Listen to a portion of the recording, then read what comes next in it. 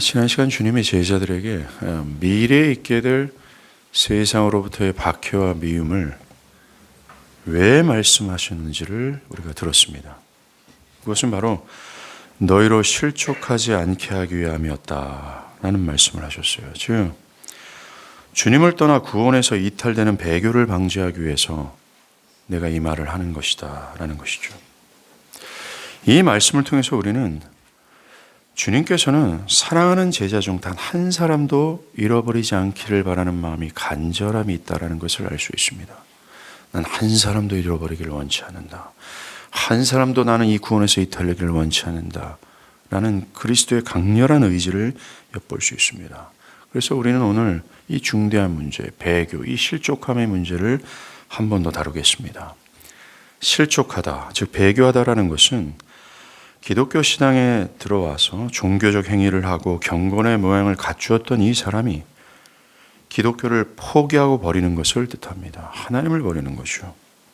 그러나 배교는 단순히 그런 기독교를 버리고 하나님을 버리는 겉모습만의 문제가 아닙니다. 단순히 교회를 떠나는 수준을 의미하지 않습니다.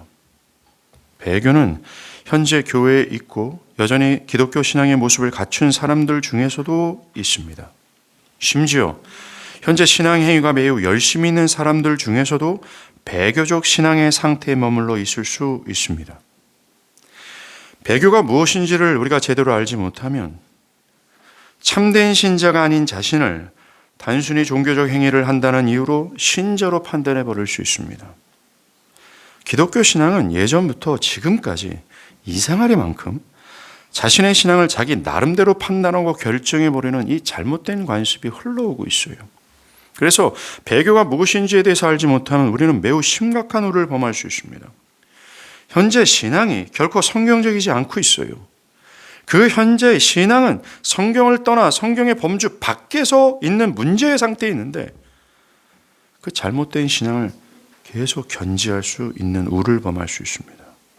우리는 우리의 이 영원한 생명을 결정질 수 있는 이 첨예할 정도로 중대한 이 문제, 그러나 모호한 모습으로 다가오는 이 배교를 분별할 필요가 있다는 겁니다. 엄밀히 말해서 배교는 하나님의 계시된 성경의 말씀에서 빗나가 있는 상태, 벗어나 있는 상태를 의미합니다. 비록 그가 교회에 몸담고 있고 교회에서 예배를 하는 듯 종교적 행위를 한다 해도 그의 삶과 신앙, 그리고 그의 신앙적 견해와 정신이 하나님의 뜻과 일치하지 않을 뿐만 아니라 하나님의 뜻을 자기를 부인하고 따르고자 하는 열의가 없거나 나아가 그러하려는 의지가 없는 상태를 의미한다는 겁니다. 또 성경에 따라 신앙하지 않을 뿐만 아니라 성경과 일치하지 않는 자기 생각이나 경험을 의지하여 신앙하는 상태를 뜻합니다. 즉 진리와 일치하지 않은 신앙의 형태를 갖고 있는 상태라는 것이죠. 교회에 있으나 진리와 일치하지 않은 삶을 살아가고 하나님이 요구하는 삶과는 무관한 삶을 사는 상태를 뜻한다는 겁니다. 더 심각한 문제는 하나님이 요구하는 삶의 모습이 어떠한지를 깨닫고 죄를 발견했음에도 불구하고 단순히 나는 문제가 있습니다, 나는 돌이키기를 원합니다, 말만 주구장창 연속해서 할 뿐 실제적으로 돌이키지 않고 죄를 끼어안고 자기를 위선하는 상태에서 신앙하는 상태를 배교라고 말합니다. 왜요? 그는 하나님의 진리에서 벗어나 있고 빗나가 있기 때문에 그렇습니다. 구약에 타락한 이스라엘을 한번 생각해 보십시오. 그들은 하나님의 백성이다라는 이 표가 되는 할례를 받았습니다. 명절에는 예루살렘 성전에 모여서 값비싼 제물로 하나님을 예배했습니다. 율법을 알고 있습니다. 어느 정도의 종교적 행위를 하고 있고 어느 정도의 경건의 모양을 갖추고 있습니다.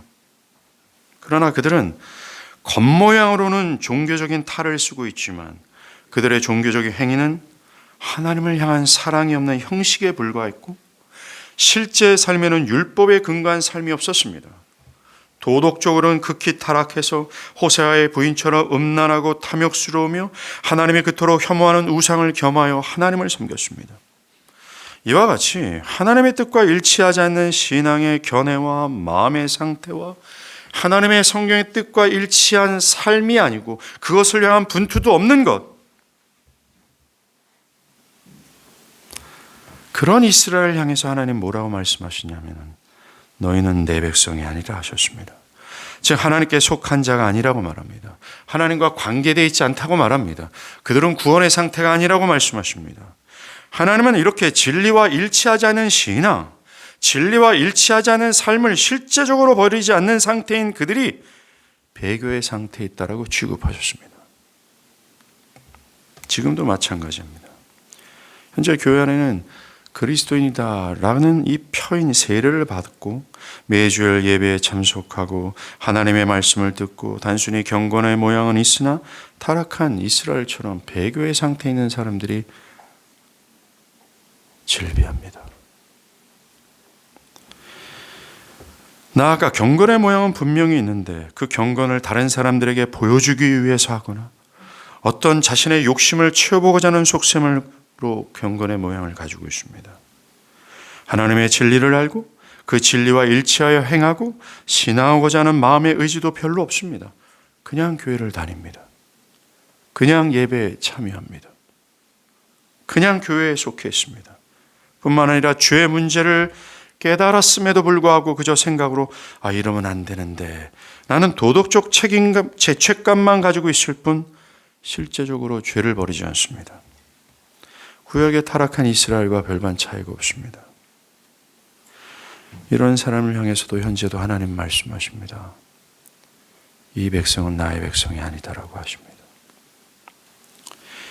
이 배교의 핵심적인 원인이 뭔지 아십니까? 바로 자기 자신이에요.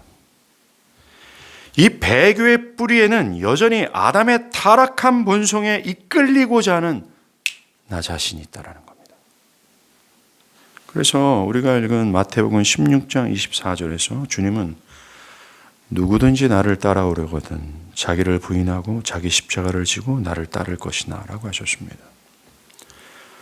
이 마태복음 구절을 통해서 주님은 실족하지 않고 즉 배교하지 않고 영원한 나라에 도달하기 위해서 필요한 것이 무엇인지 우리가 참 신앙을 하기 위해서는 무엇이 전제해야 되는지를 너무나 분명하게 밝히셨습니다. 그걸 한번 보겠습니다. 마태복음 16장의 배경은 이렇습니다. 주님의 등장은 이스라엘의 종교 지도자들뿐만 아니라 모든 백성들에게는 놀라운 일이었습니다. 눈 먼저 뜨게 했죠.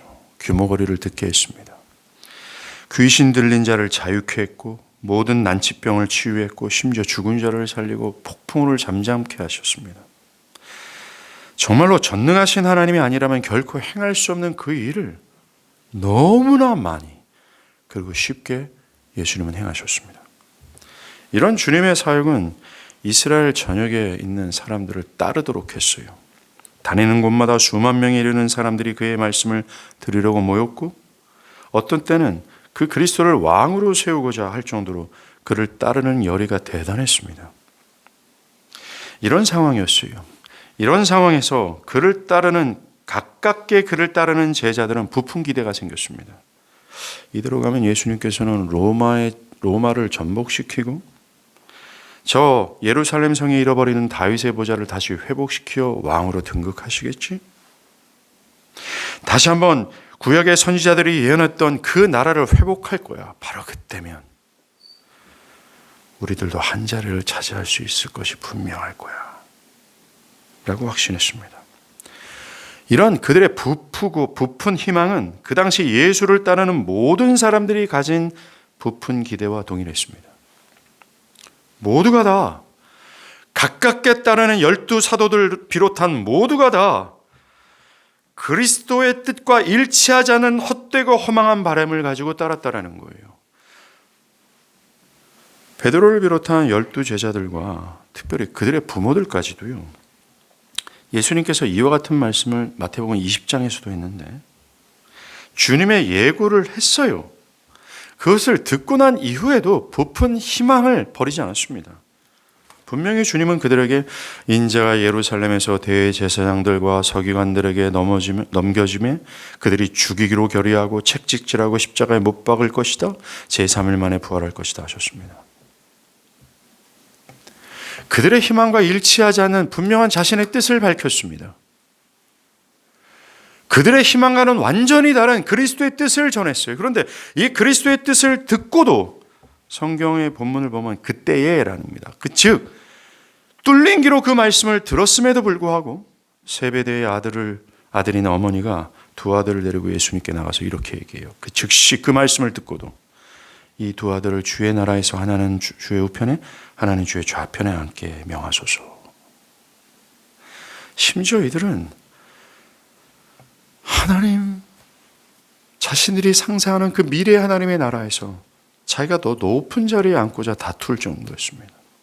이것을 보더라도 예수님의 가장 가까운 곳에서 그 말씀을 듣고 그 위대하신 속성을 눈으로 보고 그 거룩한 성품을 보면서 그 뜻이 무엇인지를 듣고 또 듣고 또 듣고 또 듣고 또 들었음에도 불구하고 이들은 주님의 뜻과 일치한 생각을 하지 않았습니다. 주님은 분명히 말하고 또 말했음에도 불구하고 그건 주님의 뜻이고 그거는 주님의 뜻이고 자기가 생각하는 예수, 자기가 바라는 예수의 미래, 자기가 바라는 예수의 나라, 자기가 바라는 미래의 자기 자신을 꿈꿀 뿐이었다는 겁니다. 우리로서 말하면 기독교 신앙이 하나님의 뜻, 성경의 계시와 전혀 일치되지 않는 상태에서 전적으로 내가 하고 싶은 대로 내 유익과 내 생각에 맞춘 기독교라는 거예요. 주님이 말하는 기독교 신앙이 아니라 자기가 추구하고 자기 유익에 걸맞고 자기의 입맛과 구미에 맞는 기독교 신앙 안에 있기를 고집하는 거죠. 와우. 제자들은 철저히 주님의 뜻과 일치되지 않은 배교의 상태에 있었습니다. 눈에 보이지는 않지만 언제라도 이 실천적 배교로 나아갈 수 있는 상태에 머물러 있었다는 거예요. 언제든지 그리스도를 떠나고 언제든지 기독교를 버리고 언제든지 구원을 버릴 수 있는 상태에 머물러 있었다는 것입니다. 오늘날에도 그렇지 않습니까? 수많은 하나님의 말씀을 듣고도 여전히 어떤 사람들은 자기 유익에 맞춰진 기독교를 추구하지 않습니까? 분명 진리인 성경은 기독교 신앙은 이러한 것이고 하나님의 뜻이 분명히 계시되고 있음에도 불구하고 성경과 일치한 생각을 하지 않고 성경과 일치한 삶을 살아가고자 하지 않고 그러한 신앙을 하고자 하는 열의가 없습니다. 하나님의 말씀을 듣고 또 들어도 그것에 대해서 하나님의 말씀은 말씀이고 라고 하면서 자기 악한 본성이 형성한 기독교 신앙을 따로 하고 있어요. 그들이 말하는 변명들은 매우 다양합니다. 나는 나약합니다. 나는 그러한 기질이 아닙니다. 나는 타고난 성품이 거기에 어울리지 않습니다. 그 외에도 온갖 잡다한 변명을 쭉 늘어놓고 있습니다.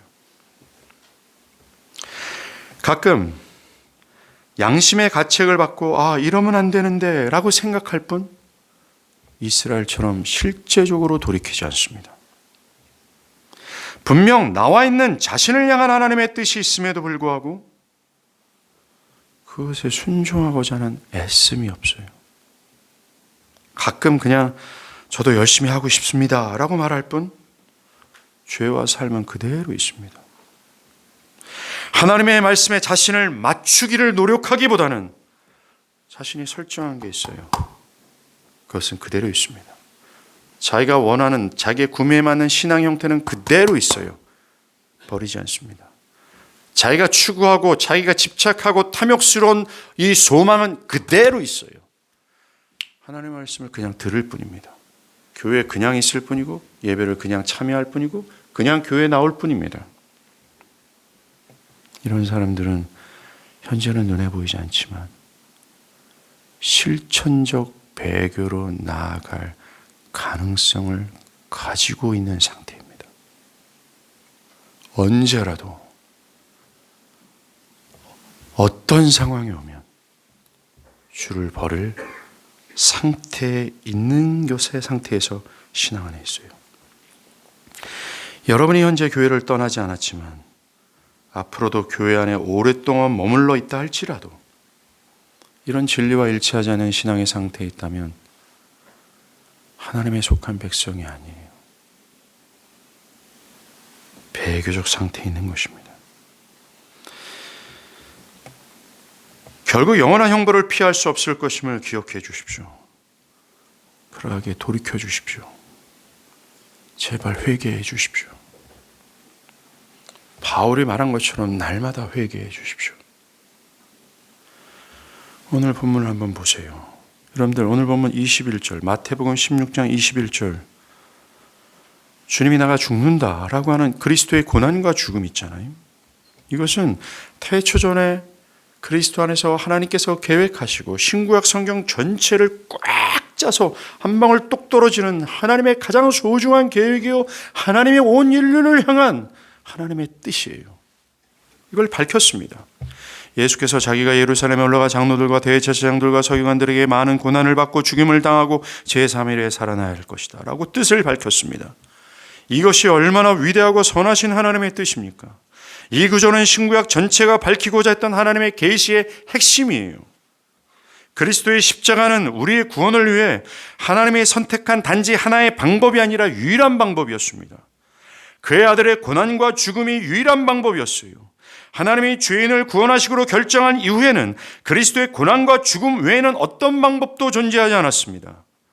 오직 그리스도께서만 죄를 심판하셔야 되는 하나님의 거룩하신 공의와 당신의 백성을 구원하시고자 하는 하나님의 사랑의 긴장을 해소할 수 있는 유일한 분으로서 십자가의 죽음으로 그 긴장을 충족시킬 수 있어요.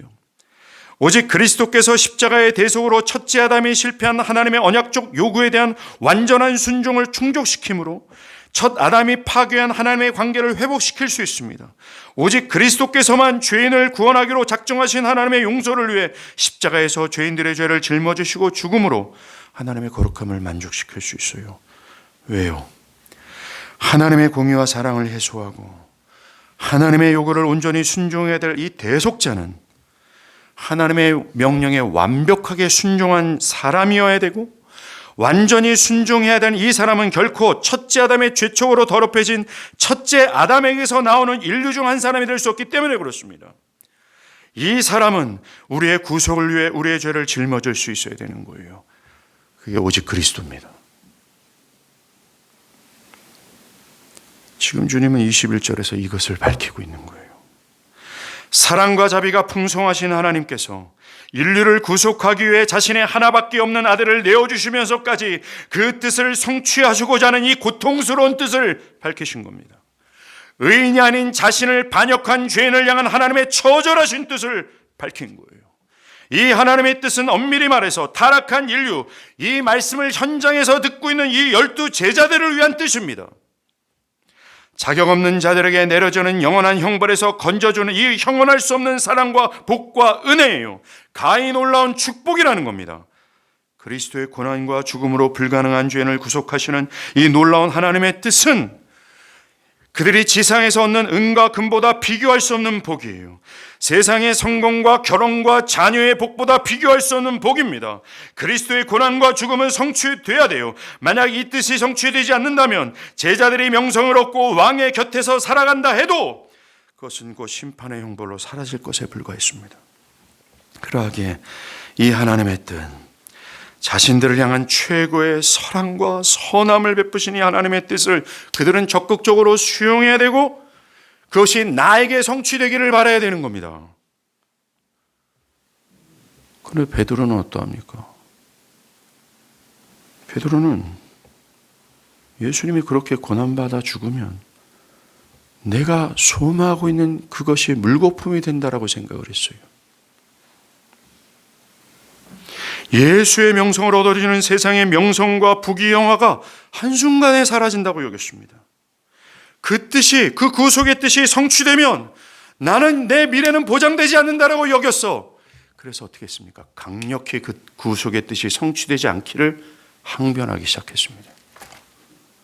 주님이 직접 21절에서 내가 고난받고 죽을 거다라고 분명히 말씀했음에도 불구하고 베드로가 22절에 어떻게 반응합니까? 예수를 붙들고 항변하여 이르되. 항변이 뭐예요? 그것은 옳지 않다라는 것입니다. 내 마음에 들지 않는다라는 것입니다. 그런데 예수를 붙들고 항변하고 있어요. 매우 적극적입니다. 온 마음과 뜻과 힘을, 모든 강력한 의지를 동원하고 그 뜻이 이루어지지 않기를 저항하고 있다는 표현입니다. 무섭지 않습니까? 이 고통스럽고 처절한 자신들을 위한, 자신들을 사랑해서 자신들의 미래를 위해서 그 고통스럽고 처절한 뜻을 성취하고자 하는 이 하나님의 뜻을 옳지 않습니다, 자기 마음에 들지 않습니다 라면서 강력히 반대하고 있어요. 그 뜻이 이루어지면 자기의 바라는 미래가 이루어지지 않을 거라고 생각하면서 자신에게 가장 현재 좋은 것, 이루 말할 수 없는 영원한 행복과 안식을 썩어질 것과 바꿔버리고자 강력하게 반대하고 있습니다. 얼마나 무지한 짓입니까? 얼마나 더럽고 추악한 짓입니까? 베드로는 한 걸음 더 나가요. 주여 그리마옵소서. 이 일은 결코 주께 미치지 아니하겠습니다. 그는 자신의 모든 것을 동원해서 하나님의 뜻을 성취 안 하려고 합니다. 강력한 의지예요. 하나님 뜻보다 자기 자신을 더 소중하게 생각하는 겁니다. 현재 내 육체적인 욕심이 바라는 것을 더 주장하고 있는 거예요. 진리보다 그것이 더 중요합니다. 이것이 바로 정확하게 배교입니다. 자신의 생각과 기대와 충돌되는 하나님의 뜻, 자기의 바람과 미래의 소망을 꺾는 하나님의 뜻, 그러나 자기를 향하고 자기를 위한 궁극적인 하나님의 뜻을 거부하며 자신의 뜻을 주장하는 것, 이게 배교입니다. 이 순간 베드로는 진리에서 빗나간 거예요. 진리에서 벗어난 겁니다. 진리와 일치되지 않는 이 소망을 고집하고 있는 거예요. 베드로가 가진 자기 기대, 자기 바람, 자기 고집, 자아가 얼마나 셉니까? 성경의 뜻과 전혀 다른 스스로가 만든 이 기독교 사상, 성경의 계시와 일치하지 않은 자기의 탐욕, 이게 얼마나 셉니까? 자기를 위한 영원하신 하나님의 뜻, 자기같이 더럽고 추악하고 역겨운 죄인을 위하여 하늘의 영광을 버리고 고난과 죽음을 통해서 자신을 구원하시고자 하는 하나님의 선함을 강력하게 뿌리칠 정도로 베드로에게 자기 자신은 강했어요. 자기 자신이 그렇게 세다라는 겁니다. 그 욕심이 그렇게, 이 탐욕이 그렇게 강하다라는 겁니다. 얼마나 무섭습니까? 얼마나 무섭습니까? 지금도 그렇습니다. 예수를 좀 참되게 믿으라고, 좀 돌이키라고, 좀 회개하라고, 참된 길에, 신앙의 길에 접어들기 위해서 죄를 좀 버리고 그 길을 걸으라고, 하나님이 그를 위하여 그의 영에게 영원한 행복과 안식을 주기 위하여 하나님의 뜻이 이 길이라고, 하나님이 제시한 길이라고 하면서 하나님의 뜻을 전하고 전하도 귀를 닫습니다. 적극적이에요. 강력합니다. 베드로가 자기의 뜻과 정성과 의지를, 강력한 의지를 동원해서 귀를 닫는 것처럼 사람들은 이 그를 향한 최고의 선함과 사랑의 뜻을 들었음에도 불구하고 자기를 고집스럽게 주장하는 겁니다. 나 안 들을 거예요. 난 안 들을 거예요. 그렇게 말해봐라. 난 안 들을 거예요. 베드로와 같이 붙들고 항변하고 있습니다. 역사적 진리가 자신의 마음을 불쾌하게 만들었다라는 이유로 생명의 진리를 거부합니다. 스스로를 생각했을 때 나는 멀쩡한데 왜 자신을 죄인 취급하는 설교를 한다는 이유로 진리를 거부합니다. 엄밀히 말해서 자기를 위한 하나님의 뜻인데, 영원한 행복과 안식을 위한 선하신 복을 주고자 하는 하나님의 뜻인데 거절합니다. 베드로처럼 그런 진리, 가르침, 설교, 그것을 올바르지 않다라고 여깁니다. 마음에 들지 않다고 강력하게 반대합니다. 매우 강력한 의지를 동원해서 거부합니다. 참된 신자가 되는 길과 참된 구원에 들어가는 길을 그들은 거부합니다. 자기 자신을 지키고자, 나를 지키고자 자기를 향한 하나님의 최고의 선, 고난과 죽음을 지불하면서까지 나를 구원하고자 하는 그 하나님의 사랑을 탐욕스러운 자기를 지키고자 뿌리치고 있어요.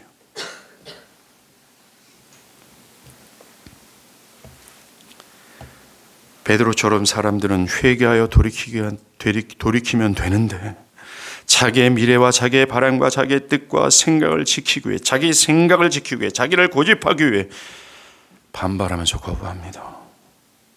정말 예수님이 제자들한테 말한 이 하나님의 뜻은 각각의 개인에게 진짜 성취돼야 되잖아요. 이 구원이 적용돼야 되잖아요. 근데 베드로는 이것을 싫어했습니다. 근데 지금도 교회 안에 있는 사람들은 회개가 적용되기를 원치 않아요. 돌이키는 것이 적용되는 걸 원치 않아요. 내가 산산이 부서져서 그리스도를 즐거이 따르는 것을 원치 않아요. 즉 하나님의 뜻이 나에게 적용되는 것을 원치 않습니다. 그냥 말씀을 들을 뿐이에요. 그냥 예배에 앉아 있을 뿐입니다. 이 고통스러운 설교가 빨리 지나가기를 바랄 뿐이에요. 저 예배당 문을 나갈 때 그 계속해서 견지었던 자기 자신을 지키는데 여념이 없습니다. 내 고집, 내 주장, 내 삶의 스타일, 내 입맛에 맞는 기독교를 고수하느냐고 강력한 의지를 동원합니다. 여러분은 어떻습니까? 여러분은 나를 지키고자 성경의 진리를 무차별히 짓밟지는 않습니까? 돌이키세요. 하루빨리 돌이키십시오. 이 배교적 상태에서 빨리 돌이켜야 됩니다. 이것만은 잘 들으십시오. 만약 여러분들이 이 배교의 상태, 이 배교적 상태의 이 상태를 오랜 기간 동안 끌고 가면 여러분 돌이키는 정말 힘들 겁니다. 이 배교적 상태가 계속해서 끌고 가면 여러분들이 그 배교적 상태를 확신하며 자기를 참된 신앙으로 고집하는 이 교묘함이 더 늘어날 수밖에 없다는 걸 기억하십시오. 그래서 하루 빨리 돌이키십시오. 제발 회개하고 돌이키십시오.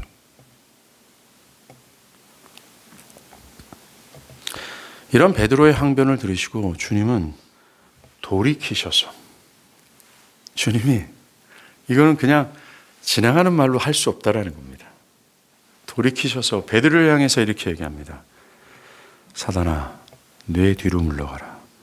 너는 나를 넘어지게 하는 자로다. 네가 하나님의 일을 생각지 않고 사람의 일을 생각하는도다. 현재 주님이 누구를 향해 사탄이라고 얘기합니까? 하나님의 뜻과 일치하지 않은 생각과 주장을 하는 그 사람이에요. 하나님의 선하신 뜻이 자기에게 적용되기를 거부하는 사람입니다.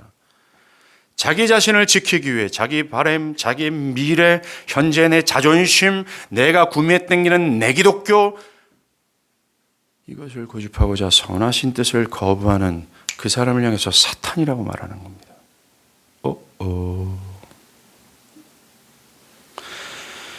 이게 마귀의 무리, 우리 원수 사단의 무리의 강력한 특징이에요. 이 흉악하고 끔찍스러운 이 원수들은 말입니다. 우리처럼 하나님을 알아요. 아니, 주님의 말씀처럼 우리보다 더 하나님을 잘 압니다. 그들은 그의 영광을 받고 맛보아 알고 있습니다. 근데 그들의 문제가 뭔지 아십니까? 이들은 하나님을 알지만 하나님의 뜻에 일치하여 순종하지를 원치 않는다라는 겁니다. 이것이 마귀 사단의 특징이에요. 이들은, 즉 주님이 지칭하는 이들, 마귀와 그에 속한 무리들은 자신을 하나님으로 여기며 자기가 하고 싶은 대로 자기의 마음과 육체에 끌리는 대로 살아갈 뿐입니다. 하나님과 일치하여 행하거나 신앙하지 않습니다. 하나님의 뜻은 없고 오직 자기 자신만을 생각합니다. 이들이 마귀예요.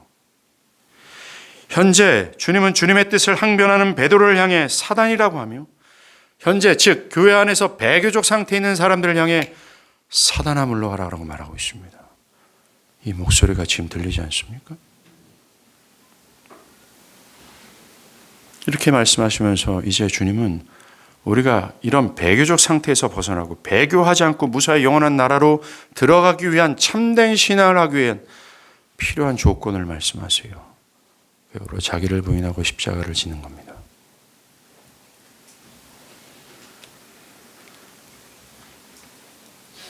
하나님의 뜻을 거부하는 자기 자신을 버리라고 말하고 있습니다. 주님의 말씀을 주의해서 보십시오. 주님은 그냥 주님을 따르라고 하지 않으셨습니다. 그냥 교회를 가고 예배만 드리라 하지 않았습니다.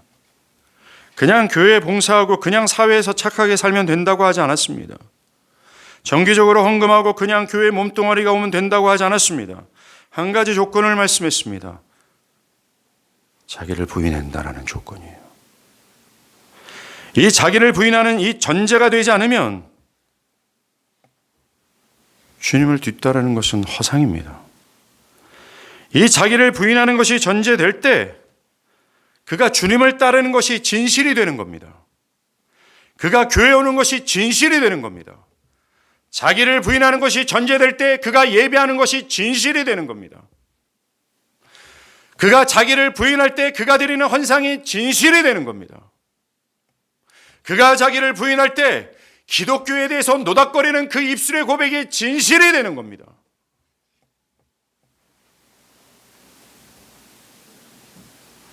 베드로처럼 하나님의 뜻과 일치하지 않으려는 나 자신을 버릴 때 그는 참된 구원의 길을 걷기 시작하는 겁니다. 만약 자기를 부인하는 이 전제가 되지 않으면 말입니다. 여러분들 요한복음 6장 오병이어 기적을 맛본 이 사람들 기억하시죠? 그들과 별반 차이가 없습니다. 그들은 그냥 주님을 따랐어요. 자기 생각을 가진 채, 하나님의 뜻과 일치하지 않는 바램을 그냥 가진 채, 자기 자신을 지키려고 하는 자기 자신을 그냥 가진 채, 내 스타일은 이렇습니다. 나의 기준은 이렇습니다. 나의 성품은 이렇습니다. 나는 하나님의 뜻을 따르기 어려웠고 불리한 그런 신체적인 또한 그런 성품, 그런 성장 배경, 그런 기질을 가졌습니다. 나 자신을 그냥 가진 채 주님을 따랐어요.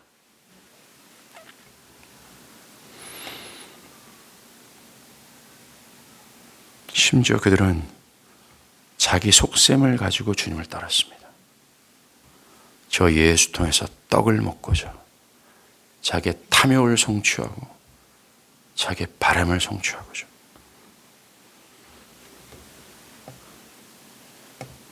그들은 배교적 상태에서 주님을 따랐어요. 그런데 결국 어떻게 됩니까? 주님을 버렸습니다. 멸망이었어요. 배교의 씨를 품고 있었던 이들은 결국 배교하고 말았습니다. 우리는 주님을 따르기 위해서는 전제가 필요해요. 자기를 부인하는 것입니다. 자기를 부인하는 것입니다. 여기서 누구든지 말을 집중하십시오. 즉 자기를 부인하는 일은 그 누구도 예외가 안 된다는 말씀입니다.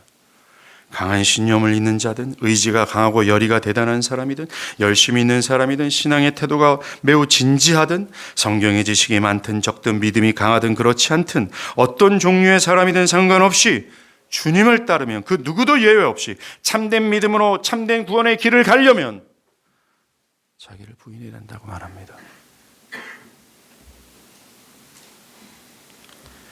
여러분들 자기를 부인한다는 뜻이 뭘까요? 이제 아련히 깨닫고 있을 거라 저는 생각합니다. 자기를 부인한다는 것은 자기 자신을 포기한다는 거예요. 베드로처럼 성경과 일치하지 않는 자기 생각, 성경과 일치하지 않은 자기가 기도하는 기독교, 자기에게 유리하고 자기 편의대로 기독교 신앙을 고집하는 자기 자신, 하나님의 뜻을 거역하면서까지 어떤 것을 집착하는 자기 자신, 하나님의 뜻을 거르시면서까지 붙잡고자 하는 자기 자신을 버리는 것을 뜻해요. 자기를 위해 영원한 행복과 안식을 적용케 하시는 하나님의 뜻을 거부하는 교만하고 강력한 자기 자신을 버리는 겁니다. 포기하는 거예요. 자기가 기대하는 기독교, 자기 스타일의 신앙, 자기 입맛에 맞는 기독교 신앙, 세상과 타협된 신앙을 포기하는 것을 의미하는 겁니다. 자기를 부인하는 것이고요. 사도 바울이 말한 것처럼 자기를 십자가에 못 박아 죽는 겁니다. 주님을 따르기 위해서는 이것이 전제되어야 돼요.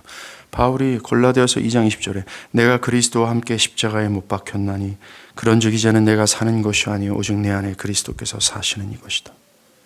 바울은 자신은 이미 십자가에 못 박혀 죽었다라고 말합니다. 내 안에서 살아가는 것이 내 생각, 내 견해, 내 주장, 내 고집, 내 의견이 아니라고 말합니다. 내 안에 살아가는 것은 오직 하나님의 뜻, 그리스도의 뜻밖에 없다라고 말합니다. 오늘 저 자신도 예배 전에 여기 앉아서 기도하면서 교회를 위해 기도했어요. 하나님, 우리 교회를 향한 하나님의 뜻을 내가 참 분별하기가 힘듭니다. 나는 하나님의 뜻을 쫓고 싶습니다. 비록 손해가 있고 민망함이 있고 때로는 성공이 보장되어 있지 않다 할지라도 하나님의 뜻을 좀 따르고 싶습니다. 하나님의 뜻을 알려주십시오. 하나님의 뜻을 따르고 싶습니다. 이게 신자의 모습이에요. 주여, 내 안에 나는 없고 그리스도가 있는 것입니다. 누구든지 배교를 피하기 위해서는 나의 전 존재가 십자가에 못 박혀야 돼요. 그 어떤 사람이든 참되게 주님을 믿고 참된 신앙으로 참된 구원을 얻기 위해 필수적인 것은 자기를 부인하는 겁니다. 자, 그러면 이 참되게 부인하는 것, 자기를 부인하고 자기를 십자가에 못 박아 자기를 포기하는 것이 한순간에 완전히 이루어지는 것일까요? 한 번 죽으면 계속해서 자동적으로 자기를 부인할 수 있을까요? 사도 바울이 답을 줍니다. 고린도전서 15장 31절. 형제들아, 내가 그리스도 예수 안에서 가진 바 너에게 대한 나의 자랑을 두고 단언한다. 바울이 주 안에서 자랑한다라고 말해요. 그가 자랑하는 게 뭔지 아십니까? 나는 날마다 죽노라. 예, 날마다 죽어야 합니다. 자기를 부인하는 일은 날마다 매 순간 반복돼야 돼요. 설교를 듣는 와중에서도, 아이를 업고 젖을 먹이는 그 순간에서도, 직장에 가서 데스크 앞에서 일을 할 그때에도, 중대한 업무를 결정하는, 프로젝트를 결정하는 그 순간에도, 몸이 아프고 피곤한 그 상황에서도, 세상의 유혹이 나를 엄습할처럼 날카로운 송곳니를 자랑하면서 나를 집어삼키는 그 순간에서도, 푸른 조장에서도 every day, 매 순간 자기를 부인해요. 왜 그럴까요? 사랑하는 여러분, 비록 회심했음에도 불구하고 이 옛본성, 이 잔재로 남아있는 옛본성은 언제든지 나라고 하는 것이 고개를 들기 때문에 그렇습니다. 나를 주장하고 나를 지키고자 하는 이 피를 철철 흘리면서 나 자신을 지키고자 하는 이 욕망이 항상 고개를 들기 때문에 그래요. 그래서 every day 우린 죽어야 돼요.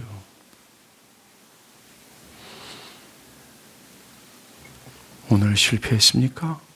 예, 실패했을 겁니다. 그럼 내일 또 자기를 부인하십시오. 실패하는 여러분들의 모습을 보면서 나를 부인할 수밖에 없구나라는 것을 제발 플리즈 깨달아 주십시오. 그리고 여러분들이 자기를 부인하는 일이 역부족이라 느낄 겁니다. 그러면 어떻게 할까요? 눈물과 기도로 하나님의 도우심을 구하십시오. 뻔뻔스러워하지 마십시오. 자기의 위선을 속이려고 하지 마십시오. 자기를 부인하십시오. 배교하지 않고 주님을 참되게 따르기 위한 두 번째 조건은 자기 십자가를 지는 겁니다. 주님은 말해요. 자기 십자가를 지는 거라고요. 그래서 자기 십자가는 곧 주님의 십자가입니다. 주님의 십자가는 단순히 고난과 죽음을 의미하는 게 아니에요. 여러분들, 주님이 왜 십자가를 지셨습니까? 이것은 하나님의 정말 고통스러운 그 뜻, 죄인들을 구속하고자 하는 하나님의 뜻을 수행하고자 십자가를 진 거예요. 우리가 짊어져야 될 게 바로 이겁니다. 하나님의 뜻을 수행하는 십자가예요. 우리가 하나님의 뜻을 때로 수행할 때 고통이 뒤따르지 않은 뜻도 있습니다. 그러나 반대로 이 고난과 죽음과 같은 답답하고 무겁고 부끄럽고 너무나 힘에 겨운 하나님의 뜻을 수행할 때도 있다는 걸 기억하십시오.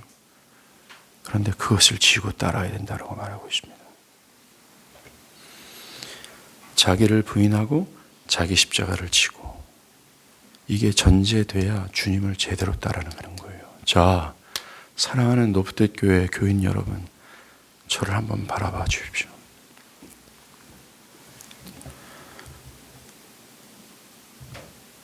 제가 이 복음을 알고 목회를 하는 첫 순간부터 지금까지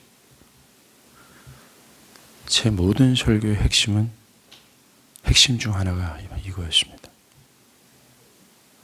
자기를 부인하고 십자가를 지고 주님을 따르지 않으면 주님을 따르는 게 아닙니다. 돌이키십시오. 주님을 따르는 것, 참된 믿음과 신앙을 하기 위해서는 이 두 가지가 필요합니다. 두 가지 없이 그냥 교회에 왔다면 돌이켜 주십시오. 거룩한 교회의 몸이 되십시오. 거룩한 교회의 신자가 되십시오. 우리 교회에 단 한 명도 남지 않는다 할지라도 이 거룩하고 정말로 분명한 진리인 이 성경의 계시를 우리는 전하지 않을 수 없습니다. 포기할 수 없어요. 다시 말합니다. 자기를 부인하고 십자가를 지고 주님을 따르십시오. 주님은 그것을 거부한 베드로, 이 어리석은 베드로를 향해 누구든지 제 목숨을 구원하고자 하면 잃을 것이다. 누구든지 나를 위하여 제 목숨을 잃으면 찾을 것이다. 여기서는 자기 목숨이 단순히 심장인 것 같습니까? 아니에요. 여기서 말하는 자기 목숨은 베드로처럼 하나님의 뜻을 거역하고자 하는 자기 자신을 뜻해요. 자기 고집을 뜻하고 내 생각을 뜻합니다. 그런데 주님은 자기 생각 고집하면 죽는다라고 말합니다. 하나님의 뜻과 일치하지 않은 자기 신앙, 자기 기독교, 자기 바람, 자기 욕망을 살리려고 그것을 지키려고 결국 멸망에 떨어질 거라고 경고하고 있어요. 이런 사람을 향해서 주님이 정말 안타깝게 정말 한탄하는 음성을 좀 제발 들으십시오. 그게 26절이에요. 사람이 만일 온 천하를 얻고도 제 목숨을 잃으면 무슨 소용이 있느냐라고 얘기하고 있어요. 즉 사람들이 성경과 일치하지 않는 자기 신앙과 자기의 삶을 집착하는 것, 그게 무슨 소용이냐. 여러분들, 사람들이 왜 자기를 지키는 줄 아십니까? 온 천하를 얻기 위해서예요. 온 천하가 뭐예요? 내가 하나님이 되어서 내가 원하는 대로 돌아가는 세상, 내 육체와 마음이 원하는 대로 활기치는 세상, 내가 주인이 되어 내 뜻과 내가 소유하고 싶은 것들을 마음껏 소유할 수 있는 이 삶, 그게 바로 온 천하예요. 그래, 내 생각, 내가 고집, 나를 지키고자 이 온 천하를 얻으면 무슨 소용이 있느냐? 영원한 멸망으로 떨어지는데 라고 주님 말씀하십니다. 여러분들, 우리는 자기 목숨을 잃어야 돼요. 그래야 찾습니다. 자기를 부인해야 된다는 거예요. 그래야 찾습니다. 나를 버려야 돼요. 온 천하를 집착하지 마십시오. 내가 주도하는 세상, 내가 탐욕스럽게 침을 질질 흘리면서 피 흘리기까지 정말 집착하는 나의 욕심과 탐욕과 내 생각과 내 고집과 내 자존심과 이건 없으면 나는 못 산다라고 하는 이 죄에 똘똘 뭉쳐서 죄에 불타오르는 그런 모든 온 천하가 있으면 무슨 소용이 있겠어요?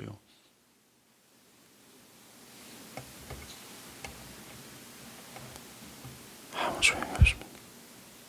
자기 목숨을 잃어야 돼요.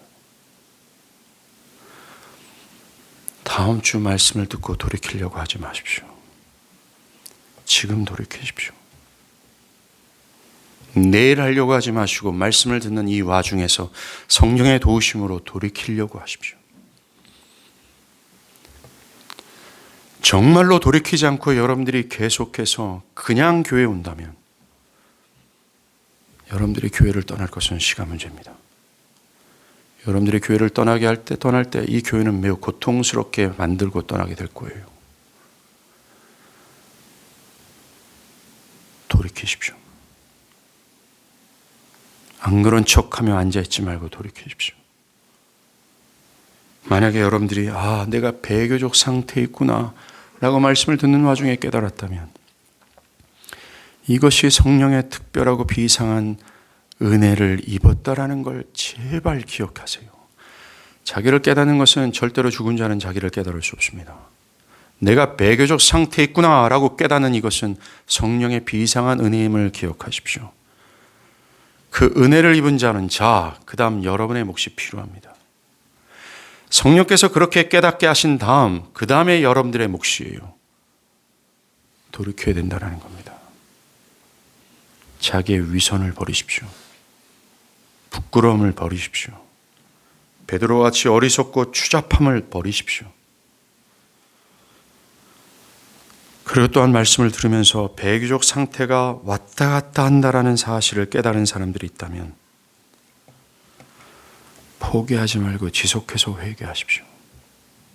그것은 저를 비롯한 대부분의 신자들이 갖고 있는 갈등입니다. 단, 이 싸움을 포기하지 마십시오. 배교적 상태에 있을 때도 있고 그렇지 않을 때도 있는데 나는 과연 어떻게 할까? 주님은 부인하고 십자가를 지고 주님을 따르라고 했어요. 포기하지 마십시오. 진리와 일치한 신앙을 하기 위해서 싸우십시오. 진리와 일치한 삶을 살아가고자 또한 싸우십시오. 그렇게 자기를 회개하는 사람들은 멸시치 아니하시는 하나님의 사랑과 은혜로 변화를 입을 겁니다. Absolutely. 회개하는 자에겐 한량없는 하나님의 은혜와 자비와 긍휼과 용서가 내려질 겁니다. Absolutely. 하나님에게 내가 배교적 상태에서 벗어나고자 눈물과 간구로 하나님께 정말 기도하는 자가 있다면 하나님은 비밀스러운 성령의 사랑스러운 손길로 그 영혼을 붙들 거예요. 도우실 겁니다. 절대로 여러분들의 기도를 외면하거나 여러분들을 방관하지 않을 겁니다. 마치 어린아이를 품은 아버지가 그 아이를 간절히 품는 것처럼 하나님은 그를 사랑으로 격려하실 것이고 그에게 힘을 주실 것이고 힘과 격려를 통해 계속해서 달려가도록 하나님은 만드실 겁니다. 하나님은 절대로 이 배교적 상태에서 자기를 부인하고 십자가를 주님을 따라가고자 싸우고 애쓰는 사람들을 내치지 않을 거예요. 그는 곁에 있을 겁니다. 그가 그리스도를 참되게 따를 때까지 그는 떠나지 않을 겁니다. 그는 기필코 인도할 겁니다. 그러니 제발 하나님을 붙드십시오. 그 사랑과 자비와 긍휼의 하나님을 붙드십시오. 그 하나님은 제발로 하나님을 붙들고 자신의 부끄러움을 회개하고 자기가 정말 연약함을 하나님께 간구하며 하나님을 끝까지 붙들고 주님을 따르길 바랍니다. 하나님은 은총을 주실 거예요. 은혜를 주실 거예요. 함께 기도하시겠습니다.